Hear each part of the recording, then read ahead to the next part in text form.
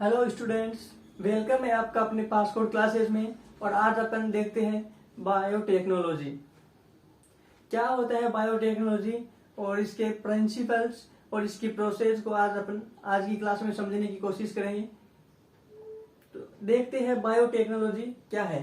Biotech technology का मतलब इसमें कुछ ना कुछ तो तकनीकी अनुप्रयोग वही है। कोई भी वह तकनीकी अनुप्रयोग जिसका उपयोग करके मानव के लिए उपयोगी उत्पाद बनाया जा सके बायोटेक्नोलॉजी कहलाती है या जैव प्रौद्योगिकी कहलाती है। तो जैव प्रौद्योगिकी क्या होता है? तकनीकी अनुप्रयोग जिसमें जैविक प्रणालियों, सजीवों या फिर व्युत्पन्न पदार्थों का उपयोग करके मानव के लिए विशिष्ट उत्पाद या फिर विशिष्ट प्रक्रिया को संपन्न करवाया जाता है। जैव प्रौद्योगिकी में कौन कौन से सिद्धांतों का उपयोग करके अपन इस बायोटेक्नोलॉजी या फिर जैव प्रौद्योगिकी को संपन्न करते हैं? तो इसमें अपन मुख्यतः दो प्रिंसिपल्स का उपयोग करेंगे। उसमें पहला एक प्रिंसिपल रहेगा अपना आनुवंशिक प्रौद्योगिकी और एक रहेगा बायो प्रोसेसिंग। जो अपन बायो प्रोसेसिंग में क्या करेंगे, इसमें किसी भी जीव को निष्क्रिय कर देते हैं। तो किसी भी सूक्ष्म जीव को निष्क्रिय करेंगे और फिर इस सूक्ष्म जीव की कोशिकाओं की संख्या में वृद्धि कर देंगे और उस कोशिकाओं की संख्या में वृद्धि होने के बाद उन कोशिकाओं का या उन वृद्धि कोशिकाओं का उपयोग अपन कोई भी जैव उत्पाद बनाएंगे, जैसे प्रतिजैविक हो गया, टीका हो गया, कोई भी ऐसा एंजाइम हो गया जो प्रतिजैविक क्षमता को बढ़ाता है। इस प्रकार इस प्रक्रिया को संपन्न करवाया जाता है बायो प्रोसेसिंग में। फिर आता है एक आनुवंशिक प्रौद्योगिकी। आनुवंशिक प्रौद्योगिकी मतलब जेनेटिक इंजीनियरिंग। इसमें क्या करेंगे, जेनेटिक का मतलब जीन स्तर, तो जीन स्तर में परिवर्तन करते हैं। जैसे आनुवंशिक पदार्थों में परिवर्तन करके इसमें लक्षणों में परिवर्तन सुनिश्चित किया जाता है। तो आनुवंशिक पदार्थ जैसे डीएनए और आरएनए में परिवर्तन करना है। जैसे किसी भी जीव में कोई परिवर्तन करना होता है तो अपन उसमें परिवर्तन करने के लिए आनुवंशिक पदार्थों में परिवर्तन करते हैं, उसके डीएनए में परिवर्तन करते हैं। डीएनए में काट के कोई अन्य बाहर से जीन डालते हैं और जो बाहर से जीन डालते हैं वो जीन इसमें आनुवंशिक प्रौद्योगिकी के हिसाब से डाला जाएगा। जैसे अपन देखते हैं किसी भी अलग प्रजाति में अलग प्रजाति का जीव उत्पन्न कराया जाता है। अब एक सामान्य गाय में अलग प्रकार का टीका लगा के और उससे अलग प्रकार का प्रोडक्शन करवाया जा सकता है, उसका अलग प्रकार का बच्चा दिया जाएगा। तो वो क्या है, उसके जीन स्तर में परिवर्तन करके ही है। किसी भी पौधों में परिवर्तन करना होगा, जैसे जीएम सरसों है उसमें परिवर्तन करना हो तो उसमें अपन उसके सामान्य सरसों में परिवर्तन करके उस सामान्य सरसों के डीएनए में परिवर्तन करके बाह्य स्रोत से कोई जीन डाला और उस जीन के बाद वो जीएम सरसों में जेनेटिकली मॉडिफाइड। इसके अलावा एक जैसे देखा जाए तो बीटी बैंगन और बीटी कॉटन, बीटी कपास और बीटी बैंगन। बीटी कपास और बीटी बैंगन में भी यही अपन प्रयोग करते हैं। जैसे बीटी कपास में क्या करते हैं, बीटी सामान्य कपास के बीज को काटते हैं और उस बीज को काटने के बाद उस बीज में से कोई बाह्य स्तर से एक जीन डालेंगे और जो जीन होगा वो इस जो कपास के पौधे को नष्ट करने वाला एक कीड़ा होता है, उस कीड़े के प्रतिरोध में एक विशिष्ट प्रकार का एंजाइम उत्पन्न करेगा और वो एंजाइम या फिर वो हार्मोन उस कीड़े के लिए प्रतिरोधकता का कार्य करेगा और इस प्रकार अपन एक नई किस्म का उपयोग कर देंगे। बायोटेक में क्या करते हैं, वह तकनीकी अनुप्रयोग जिसमें किसी जैविक प्रणालियों, सजीवों या व्युत्पन्न पदार्थों का उपयोग किसी विशिष्ट कार्य के लिए उत्पाद या प्रक्रियाओं के निर्माण की। तो बायोटेक्नोलॉजी क्या होती है, इसका देखते हैं परिभाषा।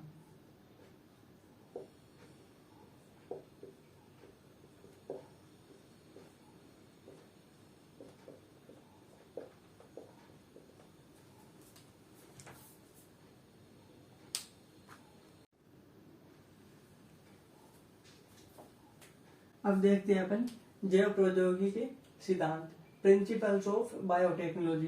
प्रिंसिपल्स ऑफ बायोटेक्नोलॉजी में अपन दो प्रिंसिपल्स पढ़ेंगे। कौन कौन से? पहला होगा बायो प्रोसेसिंग, एक होगा बायो प्रोसेसिंग और एक होगा जेनेटिक इंजीनियरिंग।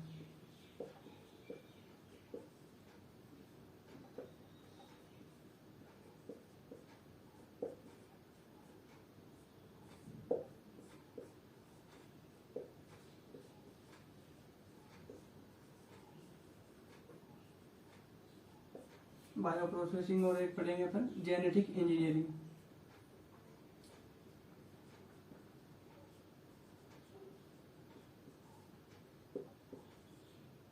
आनुवंशिक अभियांत्रिकी।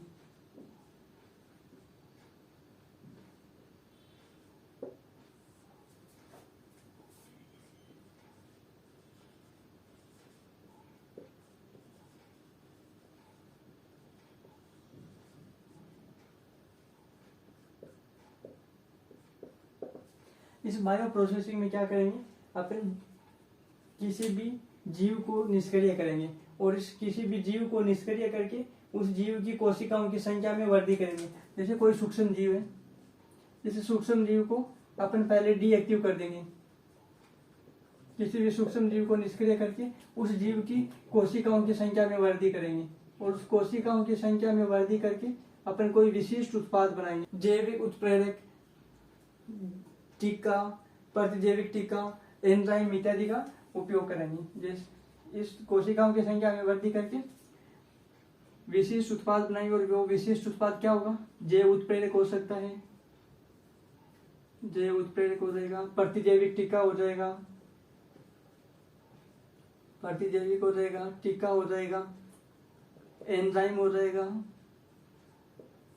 इत्यादि का उपयोग करके अपन बायोटेक्नोलॉजी को या बायोटेक्नोलॉजी के बायो प्रोसेसिंग सिद्धांत को अपन कंप्लीट करते हैं। फिर एक अपन देखते हैं आनुवंशिक प्रौद्योगिकी। इस आनुवंशिक प्रौद्योगिकी में क्या करते हैं, इसमें जीन स्तर में परिवर्तन करके इसके लक्षणों में परिवर्तन सुनिश्चित किया जाता है। जैसे किसी जानवर है या किसी जीव है, इसके उनके लक्षण में परिवर्तन सुनिश्चित करने के लिए अपन आनुवंशिक प्रौद्योगिकी का उपयोग करेंगे। उसमें इसका डीएनए स्तर में, आरएनए स्तर में परिवर्तन किया जाएगा।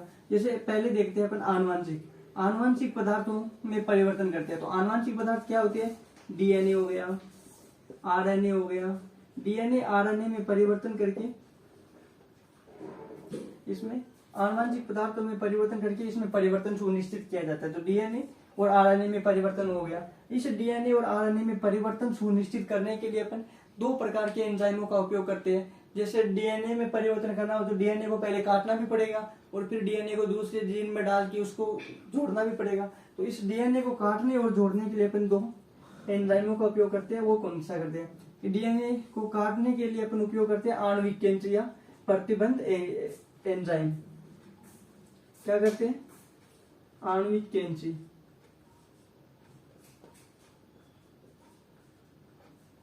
या प्रतिबंध एंजाइम। और जो अपन डीएनए को काटने के लिए जो आणविक कैंची या प्रतिबंध एंजाइम उपयोग करते हैं, वो कौन सा उपयोग करते हैं, वो है Cas9। इसको CRISPR-9 भी बोला जाता है। और फिर इस डीएनए को जोड़ने के लिए भी उपयोग करते हैं। और इस डीएनए को जोड़ने के लिए उपयोग करते हैं वो है डीएनए अणुओं को डीएनए लाइगेज। वो है डीएनए लाइगेज। डीएनए लाइगेज या डीएनए के अणुओं को जोड़ने के लिए उपयोग करते हैं। तो यह हो गया अपना बायोटेक्नोलॉजी की परिभाषा, बायोटेक्नोलॉजी के सिद्धांत। और अब आते हैं बायोटेक्नोलॉजी के ब्रांचेस। तो अपन बायोटेक्नोलॉजी के ब्रांचेस देखेंगे। और उस बायोटेक्नोलॉजी वैसे तो बहुत बड़ा है, लेकिन अपने एग्जाम के हिसाब से अपन को कम से कम 10 ब्रांचेस बायोटेक्नोलॉजी के पढ़नी पड़ेंगी। और इस 10 ब्रांचेस में अपन पहला जो पढ़ेंगे वो पढ़ेंगे ग्रीन बायोटेक्नोलॉजी, हरित जैव प्रौद्योगिकी। और उस ग्रीन बायोटेक्नोलॉजी में अपन को 3 चीजें पढ़ेंगे। एक तो जैविक कृषि पढ़ेंगे, फिर पढ़ेंगे जीएम पौधे, उसमें बीटी कपास, बीटी बैंगन, जीएम सरसों, गोल्ड राइस इत्यादि सभी का वर्णन करना है अपन को। अब पढ़ते हैं ग्रीन बायोटेक्नोलॉजी या हरित जैव प्रौद्योगिकी। यह बायोटेक्नोलॉजी के ब्रांचेज में शुरू हो गई अभी, हरित जैव प्रौद्योगिकी।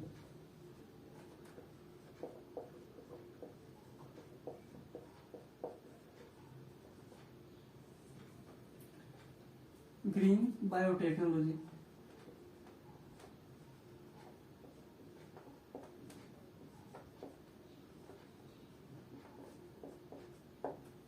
इस ग्रीन बायोटेक्नोलॉजी का मुख्यतः क्या उद्देश्य होता है? ग्रीन बायोटेक्नोलॉजी को कंप्लीट करने का उद्देश्य यह रहेगा अपना कि अपन को वो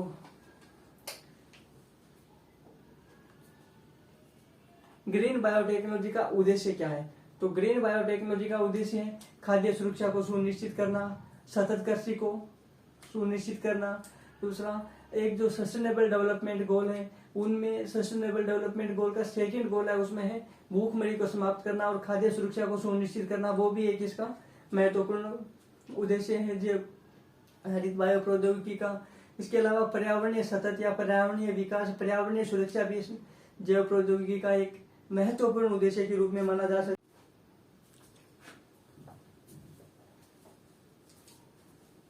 अब देखते हैं अपन हरित जैव प्रौद्योगिकी। इस हरित जैव प्रौद्योगिकी का क्या क्या उद्देश्य होता है? हरित जैव प्रौद्योगिकी का उद्देश्य रहेगा सतत कृषि करना,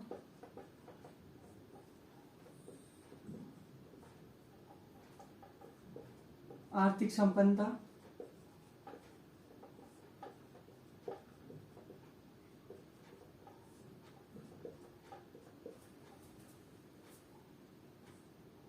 खाद्य सुरक्षा और पर्यावरण सुरक्षा।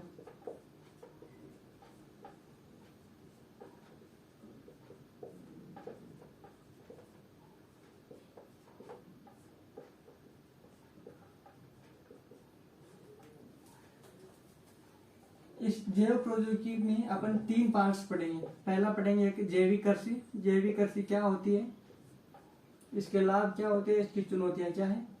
जैविक कृषि के बाद पढ़ेंगे अपन जीएम पौधे, जीएम पौधे या पादप या सीड्स, और इसके बाद पढ़ेंगे अपन पशुपालन। अब अपन देखते हैं जैविक कृषि में, या जैविक कृषि क्या होती है। जैविक कृषि में क्या करेंगे यार, इस कृषि को कंप्लीट करने के लिए अपन रसायनों का उपयोग नहीं करते हैं, लेकिन उसकी उर्वरा शक्ति को बनाए रखने के लिए अपन क्या क्या उपयोग करेंगे। उसमें एक होगा हरी खाद। हरी खाद का तो उपयोग कर सकते हैं, भूमि की उर्वरा शक्ति को बनाए रखने के लिए करते हैं खेतों में। इसके अलावा फसल चक्र,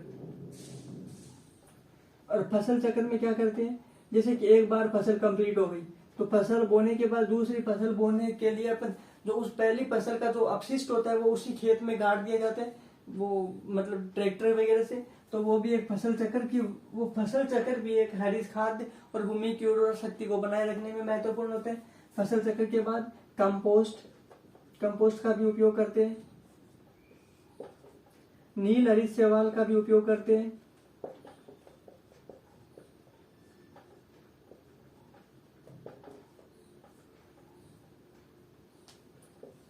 जैव अपघटक का उपयोग करेंगे।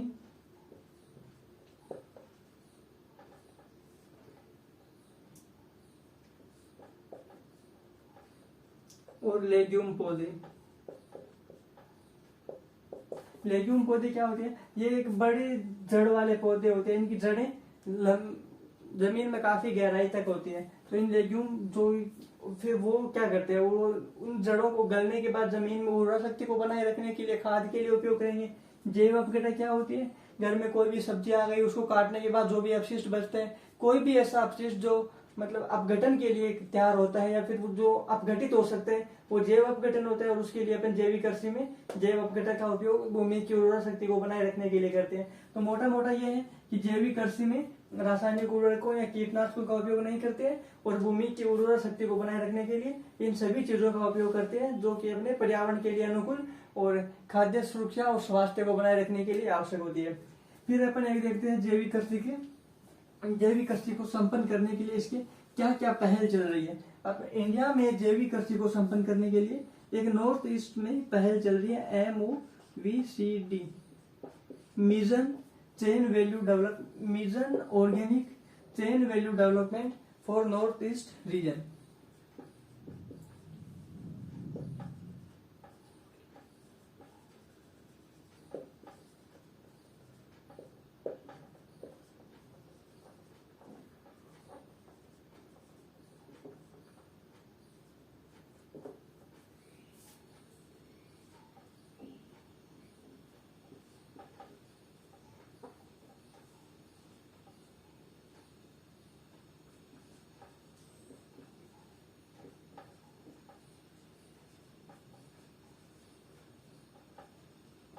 यह फैल कहाँ चल रही है? यह नॉर्थ ईस्ट इंडिया में चल रही है। और इंडिया में, नॉर्थ ईस्ट इंडिया में ही सिक्किम को भारत का पहला जैविक राज्य घोषित कर दिया गया है। और यह पहल पर्यावरण, वन और जलवायु परिवर्तन मंत्रालय के द्वारा 2015 में जैविक कृषि को बढ़ावा देने के लिए शुरू की गई थी। और इसमें सिक्किम पहला भारत का जैविक कृषि या जैविक राज्य घोषित कर दिया गया है। सिक्किम भारत का पहला जैविक राज्य है। और यह पहल नॉर्थ ईस्ट में कौन कौन से राज्यों में, नॉर्थ ईस्ट में जितने राज्य हैं वो सभी राज्यों में चल रही है। जैसे अरुणाचल प्रदेश हो गया, सिक्किम हो गया, असम हो गया, नागालैंड हो गया, मणिपुर हो गया, मेघालय हो गया, त्रिपुरा हो गया, इन सब में यह पहल चल रही है। फिर अगर इसके कुछ लाभ और कुछ पर्यावरण के अनुकूल चुनौतियां भी हो सकती है, तो इसका लाभ तो है ही, ये इसका सामाजिक आर्थिक लाभ है, पर्यावरणीय लाभ है। पर्यावरणीय लाभ में क्या होगा? स्वच्छ जल रहेगा, मृदा स्वच्छ रहेगी। सामाजिक आर्थिक लाभ में क्या होगा? स्थानीय लोगों को रोजगार मिलेगा, जैविक कृषि में काम करने के लिए ज्यादा लोगों की आवश्यकता होती है। इसके अलावा किसानों की आर्थिक संपन्नता बढ़ेगी। लेकिन इसकी कुछ चुनौतियों की भी बात की जा सकती है। इसकी चुनौतियां देखी जाए अगर जैविक कृषि की, तो ये वो रहेगी, इसमें जो जैविक कृषि के जो उत्पाद होते हैं वो महंगे बिकते हैं। तो महंगे उत्पाद हर कोई खरीदने में थोड़ा सक्षम रहेंगे, तो इसके उत्पाद महंगे होते हैं। दूसरा, इस जैविक कृषि के जो उत्पाद होते हैं उन उत्पादों की ज्यादा लाइफ टाइम नहीं होते हैं, तो इनके उत्पादों की कार्य अवधि कम होती है, अवधि कम होती है जैविक, ये जल्दी खराब हो जाते हैं। इसके अलावा इनकी जैविक कृषि में प्रति एकड़ पैदावार कम होती है, तो उत्पादकता कम होती है। इस रासायनिक कृषि के कंपैरिजन में उत्पादकता कम होती है, वरना तो होती है। तो रासायनिक कृषि के कंपैरिजन में इसकी उत्पादकता कम होती है। मैं यहाँ लिख देता हूँ, उत्पादकता कम होती है, इसकी उत्पादकता कम होती है। इसके अलावा एक थोड़ा सा कम चीज ये भी मान सकते हैं कि अभी तक किसानों में थोड़ा जागरूकता का अभाव है, तो वो जागरूकता का अभाव भी है, जागरूकता का अभाव। अब अपन क्या जैव प्रौद्योगिकी में, इस जैव प्रौद्योगिकी में अपन जैव प्रौद्योगिकी ब्रांचेज पढ़ रहे हैं, और इस जैव प्रौद्योगिकी के ब्रांचेज में अपन जैविक कृषि पढ़ रहे हैं। और इस जैविक कृषि में ही अपन जैविक कृषि कंप्लीट कर ली, और अब पढ़ेंगे अपन इस जैविक कृषि को कंप्लीट होने के बाद जीएम पौधे या सीड्स। देखते हैं जीएम प्लांट्स। इन जीएम प्लांट्स में अपन क्या करते हैं और इस प्रोसेस को कैसे कंप्लीट करते हैं। यह होते क्या है? ये संक्रमित पौधे होते हैं।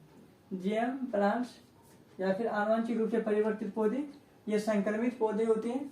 इनमें कृत्रिम रूप से बाह्य स्तर से जीन प्रवेश करवाया जाता है और इसमें परिवर्तन सुनिश्चित किया जाता है।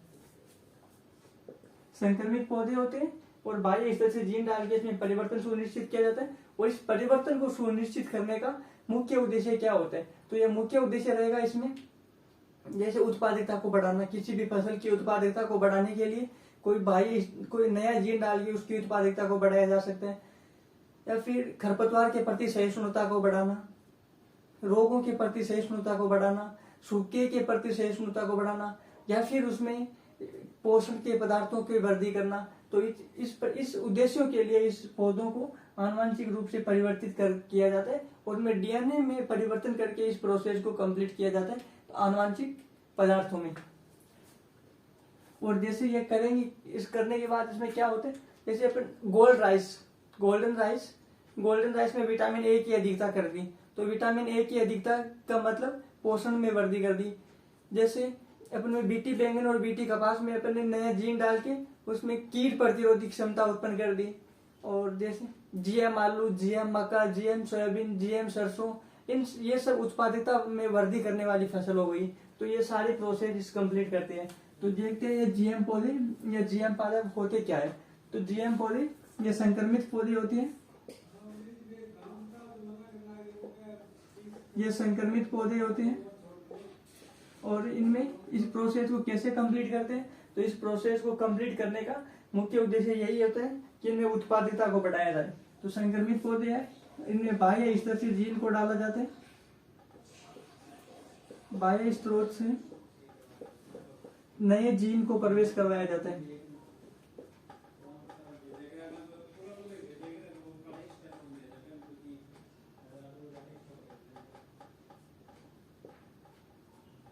नए जीन को प्रवेश करवाया जाता है।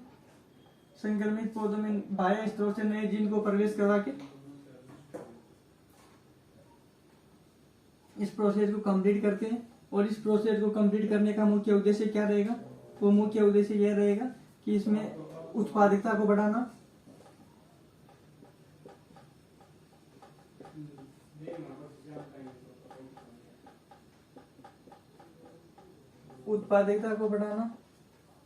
इसकी उत्पादकता को बढ़ाना, पोषण स्तर में वृद्धि करना,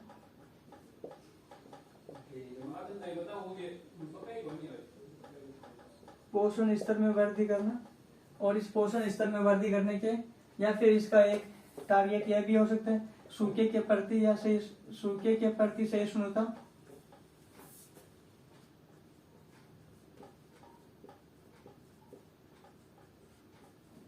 उत्पादकता को बढ़ाना, पोषण स्तर में वृद्धि करना, सूखे के प्रति सहिष्णुता को बढ़ाना या फिर खरपतवार के प्रति सहिष्णुता को बढ़ाना।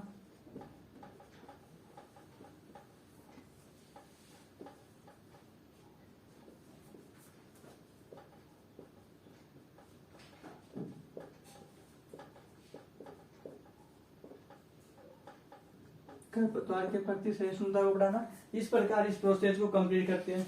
अब एग्जांपल देखते हैं। गोल्डन राइस क्या होता है? इसमें विटामिन ए की अधिकता है।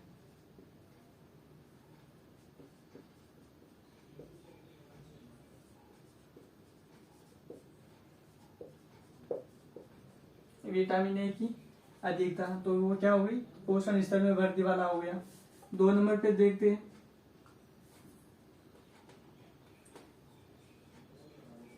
जीएम आलू, जीएम मक्का, जीएम सोयाबीन, जीएम सरसों, ये सब क्या है? उत्पादकता में वृद्धि करने वाली फसलें हैं।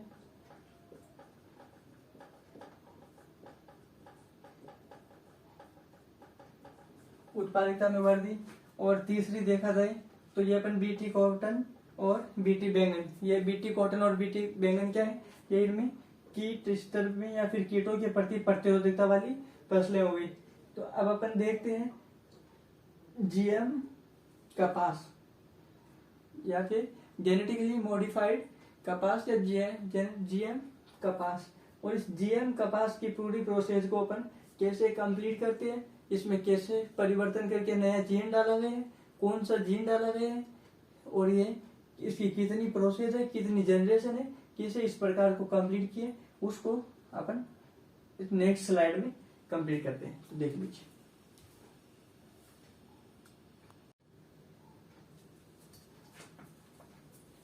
अब देखते हैं अपन जीएम पौधे, और जीएम पौधे में अपन देखेंगे बीटी कपास या बीटी कॉटन। इस बीटी कपास में क्या होता है?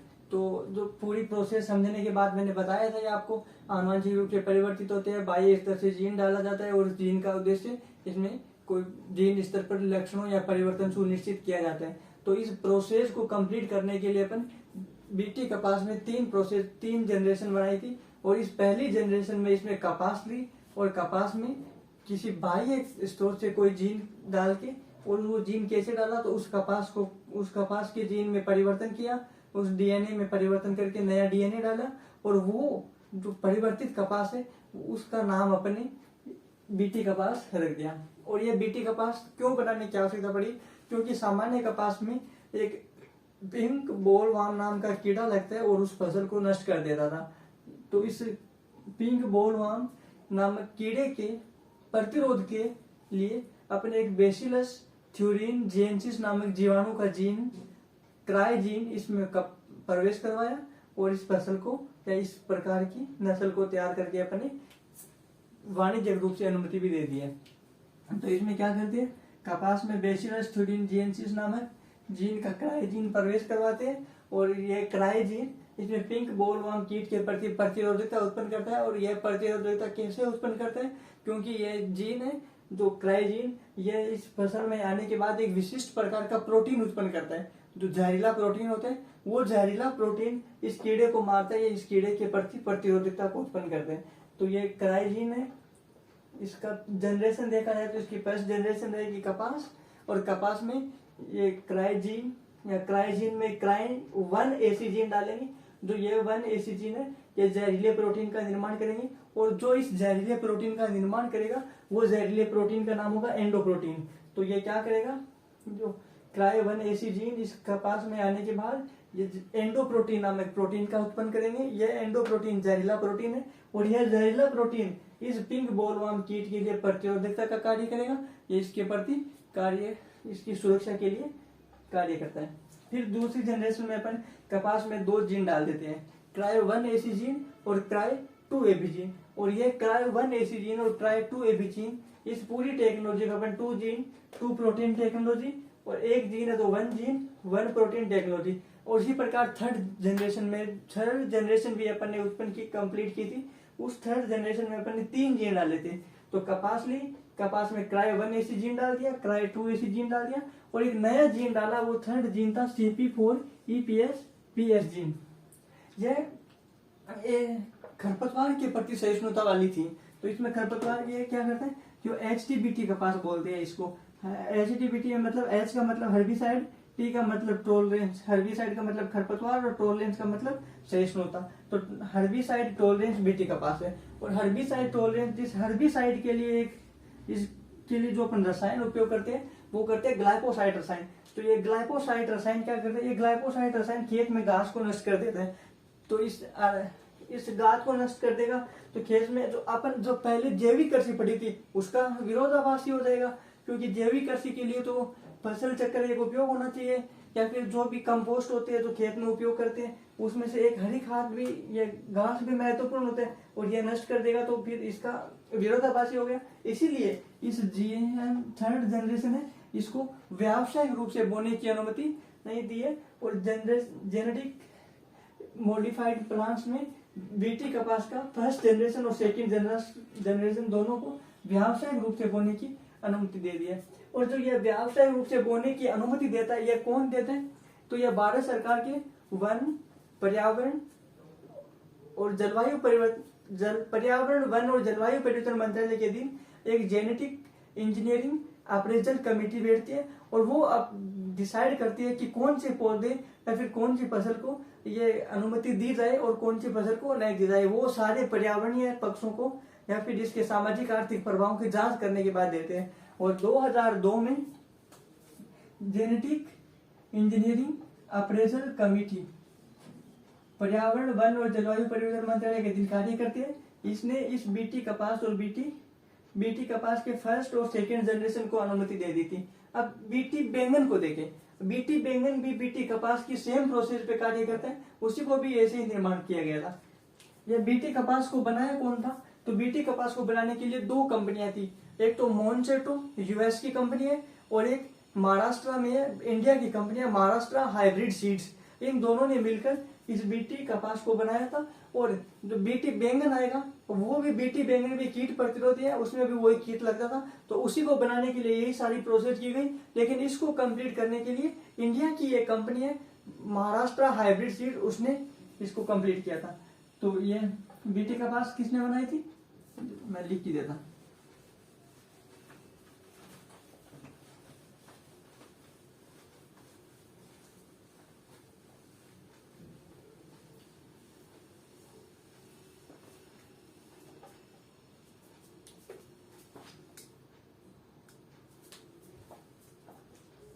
बीटी कपास, मोनसेंटो US यूनाइटेड स्टेट, और महाराष्ट्र हाइब्रिड सीड्स ये इंडिया, इन दोनों कंपनियों ने मिलकर बनाई थी। और 2002 में जेनेटिक इंजीनियरिंग अप्रेजल कमेटी ने इसकी व्यावसायिक रूप से अनुमति दे दी बोने की। इसकी व्यावसायिक फसल की अनुमति दे दी। और बीटी, फिर देखते हैं बीटी बैंगन, इसी में देख लेते हैं इसी स्लाइड पे। बीटी बैंगन को किसने बनाया था, महाराष्ट्र